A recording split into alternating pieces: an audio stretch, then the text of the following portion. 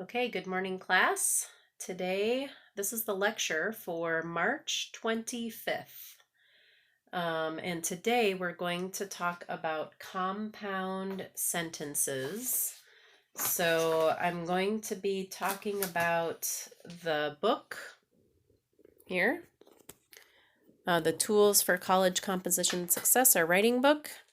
And we are going to go to the compound sentence chapter, which I just had. This is simple sentence, and I lost it. 1 second. Here we are. Okay.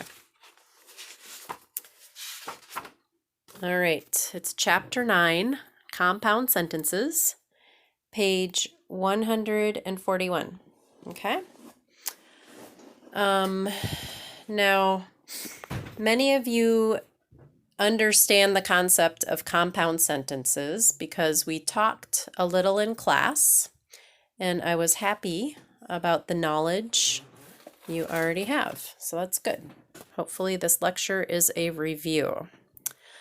All right, basically a compound sentence is a sentence with two simple sentences. As you read here, my brother is good at English.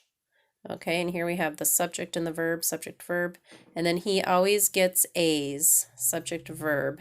And then what we want to do is we want to put these two sentences together to make a more diverse, long sentence. So this is it here. My brother is good at English, and he always gets A's. Okay. Now let me give you a couple more examples of that. So if we have two similar ideas like this, the English is related to the A's. So these are two things that are connected as an idea. Okay? So another example of a compound sentence. Let me see here. If we had two separate sentences, I like tea. I'll do something a little different. Don't like coffee. All right, so here we have, I should put periods on here for you guys. I hope you can see. These phones, I'm sorry. I need to get a whiteboard in my office here. I like tea, period. I don't like coffee. So we want to combine these two because the ideas are very similar. So we would write it with what we call a coordinating conjunction. Okay, now as you see down here, we have 1, 2, 3, 4, 5, 6, 7 coordinating conjunctions. Now I will say I'm going to edit my textbook because we don't use very often for. We do sometimes use nor. That one is kind of important. We don't use yet very much. So next time I publish or print this textbook, I'm going to change this whole thing. I want to focus on and, but, or, and so. Those are my main focuses, those 4 coordinating conjunctions. So, and the good news is these are the only coordinating conjunctions in English. Yay! So you don't have to memorize more. So if we take a look at these 4, in these 2 sentences here, I like tea, period, I don't like coffee, we would use but. Okay? And so how we rewrite this, I like tea, comma is very important, but I don't like coffee, period. Uh-oh, my pencil broke. So here we have the word but. Oh, I'm looking for another pencil now. Hopefully this pen will work. Okay, let me give you another example. We'll use so. Okay, this one here. Okay, 2 sentences that are alike. I'll do something different. There was no milk in the fridge, for example. Period. I went to the store. Okay, period. So these are two separate sentences, but they are linked. Going to the store is the result of no milk in the fridge. So if we're going to combine these two, we would say there was no milk in the fridge, comma, so I went to the store. Okay, so this is showing that there was a result of this problem here of no milk. Okay, so here we have explanations about each of these here and when to use each coordinating conjunction. Now, like I said, for we don't use very much in the English language. You don't need to know for. And is a very important one. We use and all the time. And that's basically when you are combining two ideas that are the same, or you're adding something to them. Okay? So you can see the examples there. Nor. Now, nor is a very interesting one. Okay? This one we'll focus on in a minute. But we're contrasting. We have opposite ideas, just like our sentence here. I like tea, but I don't like coffee. Contrasting ideas. We use or when there's a choice between the two. Do you want chicken or beef? Or do you like tea or coffee? If we're doing the tea and coffee example. Yet, we don't use very often, although you can read through that if you want. And then so. So, like I said, is a result or a consequence of a truth, okay? And just like we did on here, there was no milk in the fridge, so I went to the store, okay? Now let's go back to nor. Hope you're not getting dizzy. Now, nor is a very interesting one because we change the sentence structure. Okay, let's look at the example. Laura does not like sushi.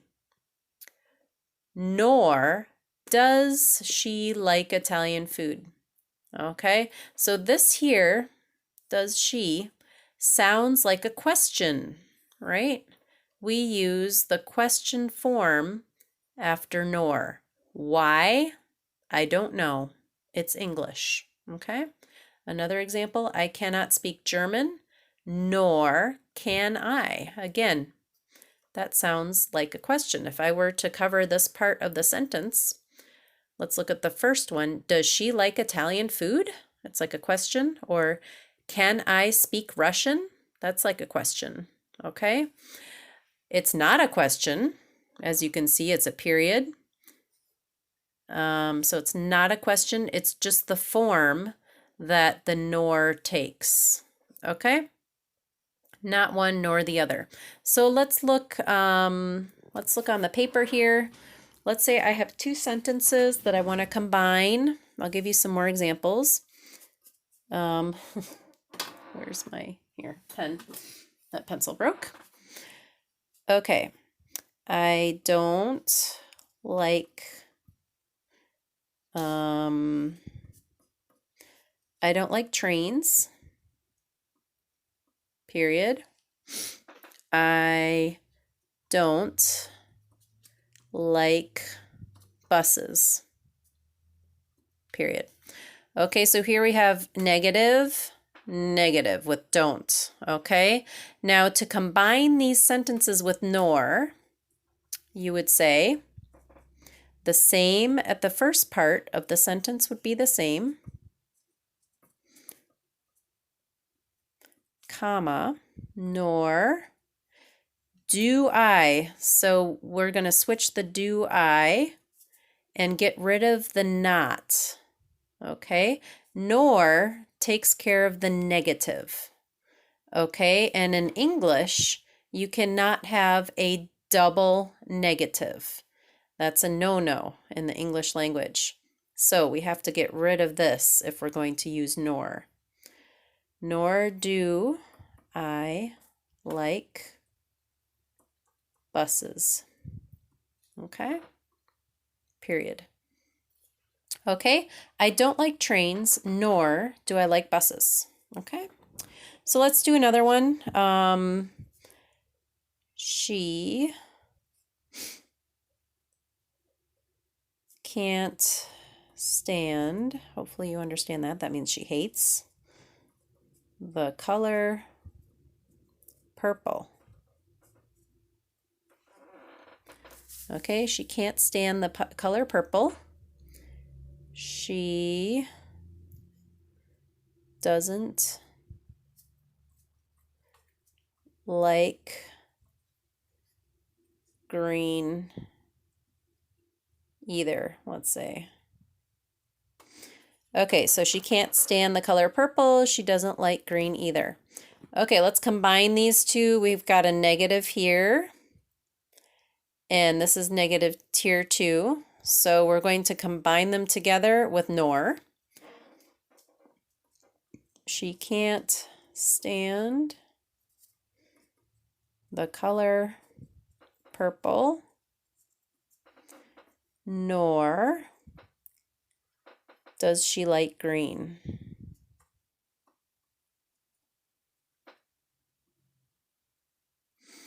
Okay, she can't stand the color purple, nor does she like green. Now we want to get rid of either because either is negative and the not, okay? Now, if we were in class, I would make you practice several of these, but we are not in class, so I can't make you practice. Anyway, so let's move on. All right, so here we have some activities in the book on page 143. And let's see here. I did assign some activities for this book. Let's see here. Oop, wrong class. I'm looking at the wrong class. Let's look at the right class here. Okay, sorry. All right, so the activities we have in this book are activities 4, 5, 6, and 7. Okay, page 145 to 149.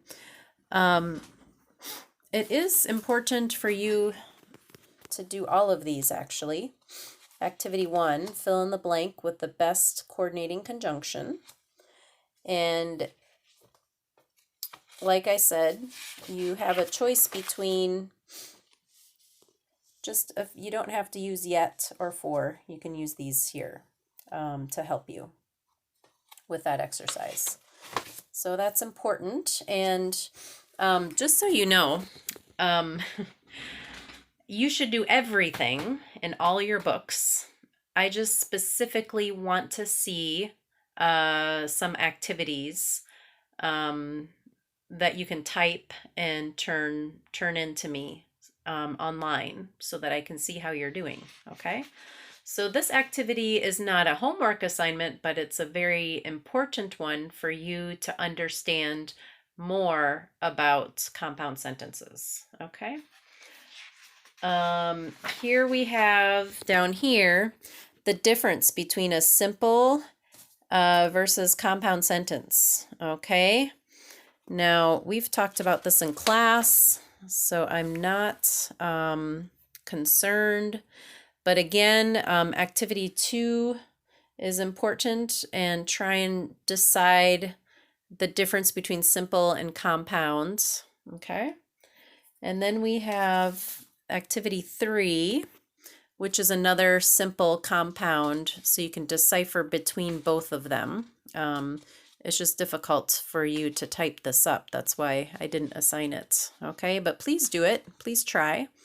And if you're doing this and you have questions, you can always talk to me during office hours. My office hours are Monday and Wednesday from 8:30 p.m. to 9:30 p.m. Tuesday, Thursday, 11 a.m. to 12 noon. Okay, so every day but Friday, I'm definitely here and available for you. So when you're going through these exercises, if you have a question, please just call in, okay?